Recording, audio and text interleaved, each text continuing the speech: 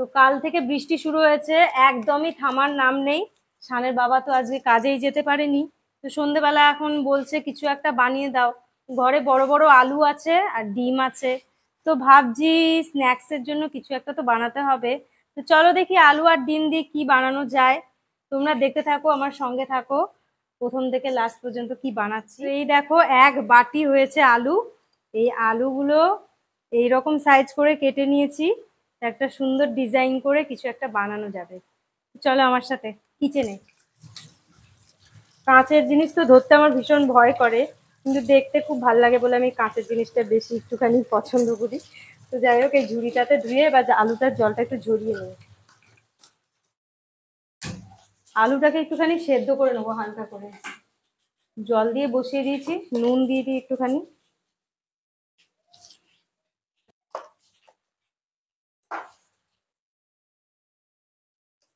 আলুটাকে একটুখানি সেদ্ধ করে নিলাম, এবার জলটা ছেঁকে নেব। দুটো গামলা নিয়ে নিয়েছি। উরি বাবারে কি গরম! তো এই গরম সেদ্ধ আলুটা এবার ঠান্ডা জলে দিয়ে দেবো, যাতে আলুগুলো পুরো স্টিক থাকে। এইবারে দেখো একটুখানি মশলা বানিয়ে নিচ্ছি। কাঁচা লঙ্কা, পেঁয়াজ, রসুন আর আদা, এটাকে আমি একটুখানি মিক্স করে নেব।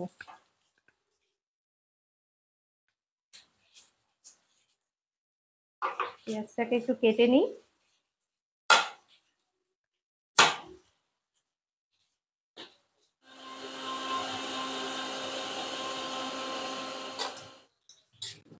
কড়াইতে তেলটা দিয়ে দিই। এইটা কিন্তু আমার লোহার কড়াই, এই কড়াইটাতে ভাজা পোড়া খুব ভালো হয়। এইবারে আমি এই বাটিটার মধ্যে বেসন, তারপরে মশলাটা যে করেছি মশলাটাও দিয়ে দেবো।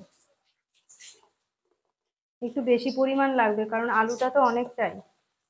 বাইরে কিন্তু বেশ বিদ্যুৎ চমকাচ্ছে, কালারটাও বেশ সুন্দর আছে জানো, বিদ্যুৎ চমকাচ্ছে আর বেগুনি বেগুনি কালার হয়ে যাচ্ছে আকাশে। মশলাটা পুরোটাই ঢেলে দিলাম। নুন পরিমাণ মতো, আর হলুদ। যেহেতু লঙ্কা বাটা দিয়ে দিয়েছি আমি, আর ওই জন্য কোনো এসে দেবো না, মানে লঙ্কার গুঁড়োটা দেবো না।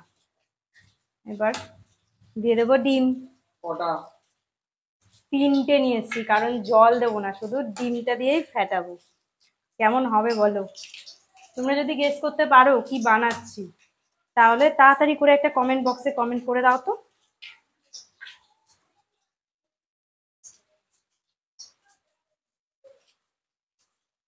উফ, বৃষ্টিটা যেন বাড়ছে, আরো এখন রাত বাড়ছে, বৃষ্টিও বাড়ছে।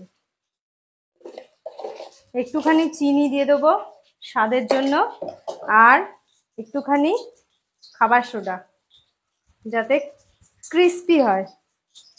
একদমই অল্প, একটুখানি ফেটিয়ে নিই আবার। তো কড়াইতে তো তেল গরম হয়ে গেছে, এবার স্টার্ট করি ভাজার। জানি না কেমন হবে, এই প্রথমবার আমি চেষ্টা করছি নিজের আইডিয়াতে। বরমশাইয়ের মনটা খুশি করতে পারবো কিনা জানি না।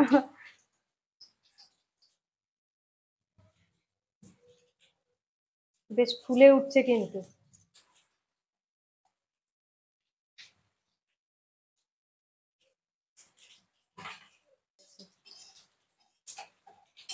দেখো এগুলো এমন ফুলেছে, নিজে নিজেই মনে হচ্ছে যেন গোল গোল হয়ে ঘুরে যাচ্ছে। তো এইগুলো তো আমি একটুখানি উল্টে দিই আস্তে করে, হ্যাঁ, যেন ভেঙে না যায়।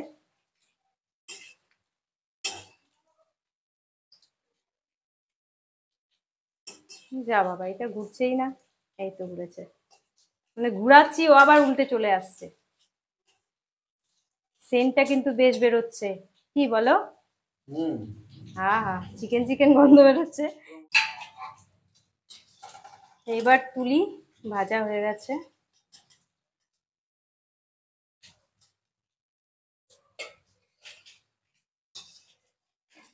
ট্রেনে পাওয়া যায় গজাগুলো, দেখতে ওরম লাগছে জানো। হ্যাঁ হ্যাঁ।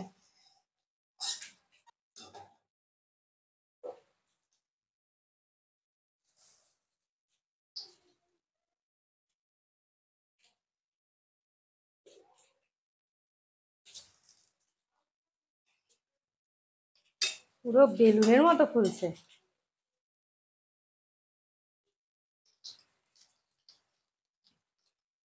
বর্ষার দিন একটুখানি পকোড়া ফকোড়া না হলে চলে, একটুখানি চা আর পকোড়া, জমে যায় দিনটা। এই দেখো আলু আর সরি সরি, আলু আর পটেটো নয়, পটেটো আর ডিম দিয়ে ফ্রেঞ্চ ফ্রাই। কেমন লাগলো ভিডিওটা তোমাদের অবশ্যই একটুখানি কমেন্ট করে জানাবে। আর দেখাচ্ছি, এই দেখো ভেতরটা, একটা খেয়ে দেখাই।